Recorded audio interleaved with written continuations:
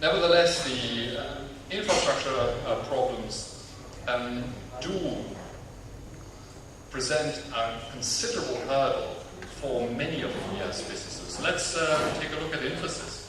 It spends about $5 million per annum on providing buses, minivans, taxis, etc. to ferry its employees around. That's a huge bill, and it clearly shows what kind of financial burden this is on individual companies, and of course that has a bearing on GDP growth. India's ports are jammed. It takes about 90 hours to get through the ports in India. That's 9 times longer than it does at Hong Kong. Road congestion is estimated to cost the economies up to $6 billion a year. On top of that, only about half of India's road network is actually paved. If we look at the airports, Bangalore, Delhi, Hyderabad, Mumbai have seen new airport infrastructure, and I think everybody who's been through them is appreciative of the improvements that has brought to your travel arrangements. But nothing much has happened with regards to the greenfields. The much awaited greenfield project in Navi Mumbai, for instance, is still on the drawing boards because of various issues which I'll mention later on. Mostly land acquisition, but also various approvals. Rail is a great facilitator of infrastructure, logistics. But there's no intention at the moment to involve the private sector in any significant way in the development and operation of the rail system. In electricity, we heard about electricity challenges in the earlier session. We have a 10% deficit in electricity needs. So about 80% of Indian villages have at least an electricity line. Only about 52% of rural households have access to electricity. Now all of this offers great opportunities. The Chinese economy, which is 4 times larger than India's, nevertheless faces challenges because of its demographics. India's growth rate would therefore overtake China as early as 2013.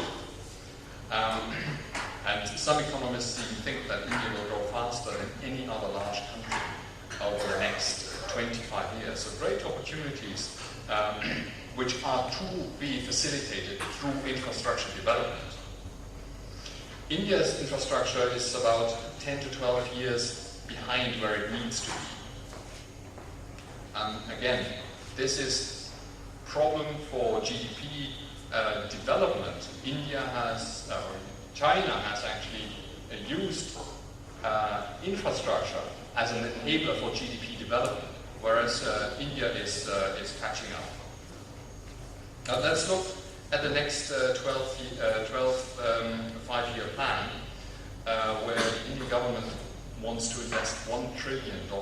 $1 trillion investment in infrastructure. That corresponds to about 10% of GDP. It's a huge number.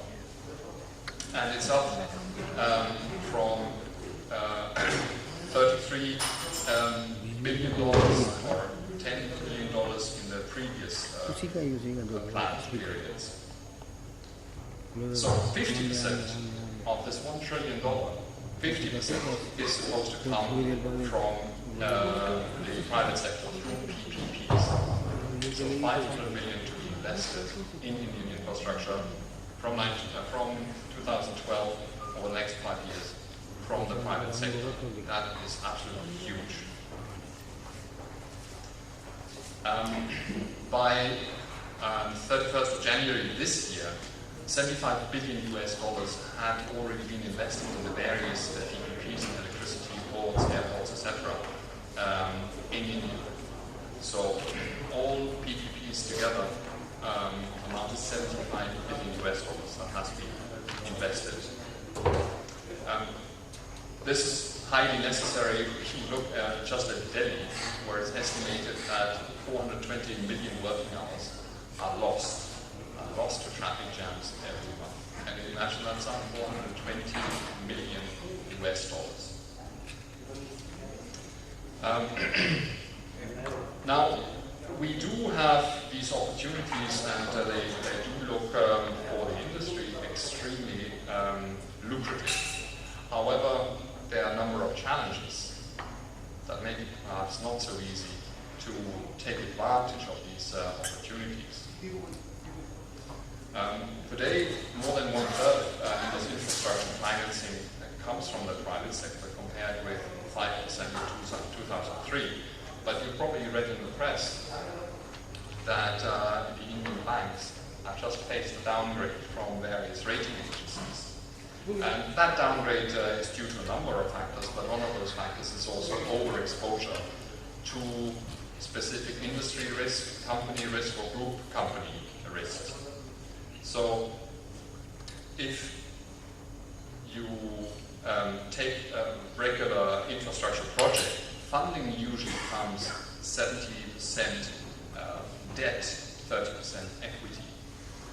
Most of this debt funding comes from banks. So if you look at the next plan, 500 million from private investors, and you then look at the debt equity ratio, that means 350 billion US dollars would have to come from debt. Now, with India's overstretched banks, it clearly means that other sources of financing will have to be opened up. So it has to be made more attractive for others. Various investment funds, maybe insurance companies, pension funds should be allowed to invest in infrastructure. Huge hurdle, land acquisition, which is slow, politically problematic, let's put it that way. It's also politically highly sensitive, and it's used frequently as a means to get one up against the governments. So land acquisition is something that holds infrastructure projects back.